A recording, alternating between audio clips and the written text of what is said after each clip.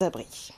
L'autre grosse actualité de ce mardi 6 février, c'est la mobilisation contre la réforme de l'enseignement supérieur. Le bâtiment de la présidence de l'université de Rennes 2 ainsi que plusieurs lycées, comme celui de Briquigny que vous voyez à l'image, ont été temporairement bloqués ce matin par des étudiants et lycéens qui craignent beaucoup du prochain fonctionnement envisagé. Écoutez. On en a marre parce qu'on n'a même plus le choix en fait de faire ce qu'on veut. Ça va être très sélection, c'est n'importe quoi. Enfin, par rapport à nos notes, par rapport à nos appréciations, on va être jugé alors que c'est peut-être pas forcément ce qu'on avait choisi de base. On a l'impression qu'on n'a plus le droit d'avoir des difficultés et qu'il faut qu'on rentre dans un moule et que si on a des difficultés, on ne sera pas accepté dans les écoles et que, enfin voilà quoi. Alors des inquiétudes partagées par notre invité, Gwenaëlle Lepay, bonjour, merci d'avoir accepté notre invitation. Vous êtes secrétaire général du SNES-FSU en Bretagne. Alors vous appelez aujourd'hui, vous, les personnels du second degré à manifester avec les étudiants et lycéens qu'on vient d'entendre. Pourquoi ? Alors nous appelons effectivement les personnels enseignants à manifester aujourd'hui, à exprimer surtout leur inquiétude, et les inquiétudes que nous venons d'entendre de la part de ces jeunes qui s'expriment rejoignent totalement les inquiétudes que nous avons pour nos élèves, puisque les projets de réforme que le ministre présentera dès la semaine prochaine, ça va très très vite, en Conseil des ministres, la réforme du bac, la réforme du lycée, vont finalement installer une sélection très précoce dès la classe de seconde, avec un lien notamment sur l'accès aux études supérieures, ce qui exprimait très justement ces jeunes filles.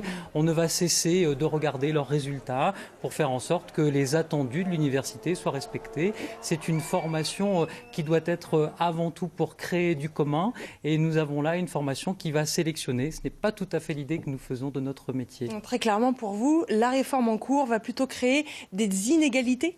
Les inégalités sont déjà importantes et nous souhaitons des évolutions, nous souhaitons une réforme, mais pas celle que le ministre est en train d'organiser. L'idée du ministre, c'est finalement d'apporter moins d'heures de cours, de ne pas garantir les dédoublements qui sont actuellement donnés aux élèves dans les lycées, et faire surtout qu'on en arrive à une perte de repères. On va supprimer les séries, on va supprimer les classes, on va perdre des repères qui sont à la fois des éléments pour que les familles se repères dans les formations qu'offre le lycée, et faire surtout que nos jeunes se construisent progressivement et fassent leur chemin avant l'université. Autre point que vous dénoncez avec la notion de Parcoursup qui remplace APB, qui a causé tant de soucis l'année dernière, les professeurs vont devoir donner des avis. Ça, vous le dénoncez ? Ça, effectivement, ça nous pose vraiment un vrai souci. Nous avons un vrai problème de place à l'université. Il faut ouvrir des places dans le premier cycle universitaire, mais en aucun cas, ce n'est aux enseignants du second degré, en terminale particulièrement, de donner un avis qui pourrait barrer des trajectoires. Nous ne sommes pas là pour ça, nous sommes là pour conseiller, pour accompagner nos jeunes,